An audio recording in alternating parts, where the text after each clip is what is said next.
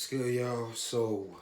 I really want to talk about something that I was actually talking to my coworkers about, and he told me about because he's a teacher. He's a high school teacher, matter of fact, and he told me that there's a list given to them that has symptoms of ADHD that he is to be looking for. So I'm about to ask him again tomorrow, matter of fact. But apparently, teachers can sign off for ADHD. Like apparently the teachers can be like like an additional support or additional like evidence for a person if they want to get put on ADHD. So I wanted to get put on ADHD one time. I'm not even going or ADHD. I want to get put on Adderall. I wanted to be diagnosed for Adderall because one time in college when I was 19, I was experimenting with a lot of different things, and I came across some people, of course, selling Adderall. So I took it, and I felt like I was in Limitless. I felt crazy focused. I felt like I could do any and everything, right? So Adderall does things for certain people. There's a student in his class he was telling me about that is so happy, like, "Hey, Mr. Navarro, how are you doing? Well, hey, I'm so happy." And after lunch is when he takes his medicine. None of it. Sober. Completely changed. When I tell you guys, I wish y'all could see the face that my friend made that that he made like when he was explaining the shift of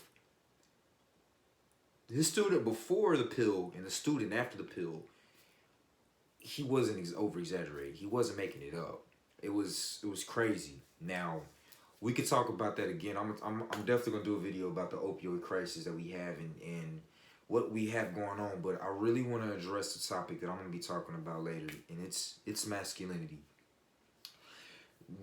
I think that we need to really throw out all the ideas that we have of masculinity to a certain degree. This is a thought. This is the thought that nowadays people have.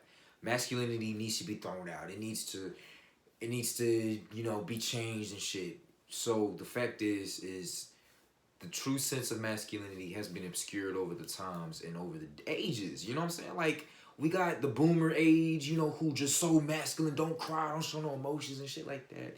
We got people that think masculinity is to denounce homosexuality. We think people say that masculinity is being homosexual, and it's just so many different definitions. But what I want to say is that there is, and what I truly believe is that there is an attack on masculinity. I really am rallying men. I encourage men. I want men, even women, to speak up about this. We really need our women to really support men in this issue.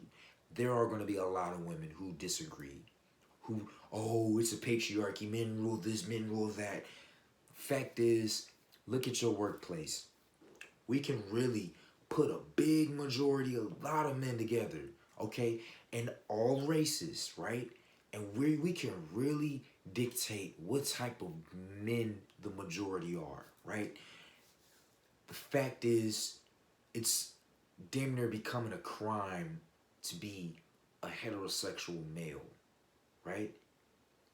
In the classroom that they're teaching in schools, they had an ethics training class at my friend's high school where you can't do this. It's called man spreading. What they say in the school is that this is asserting the male dominance, specifically men. Specifically men. Men spreading their legs like this, it's asserting dominance over females or other genders. Specifically men. This has been trained in the ethics for his school board, on his school. This is what's happening to our kids. Kids, 24. These kids, 16. You know what I'm saying? It's not that long ago. There is an agenda, right? I'm not homophobic. I'm not transphobic. I have preferences. I have the right to choose my dating preference, right?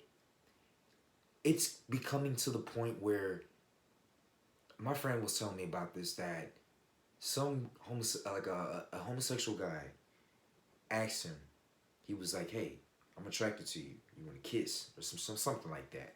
He was like, no, I'm not into guys. You're homophobic. That's what he said. That's what the gay guy said to him. My friend, you're homophobic. Why are you homophobic? Wow. I have preferences. It's not illegal to reject a 5'6" man, a 5'2" man. You're not my height. I just, nothing against you. Well, it is something against you. It's your height. I just don't, I don't want to be with a guy that's 5'3" and I'm a 5'5" girl. That's okay. Why is it not okay for me to reject a trans woman? Why is it not okay for me to reject you know what I'm saying? You were biologically born a male, transitioned into a woman. Why is it I'm transphobic? Because I don't want to date a trans person. I want you guys to really just think about this shit, y'all. It's getting crazy. I think that I know it is.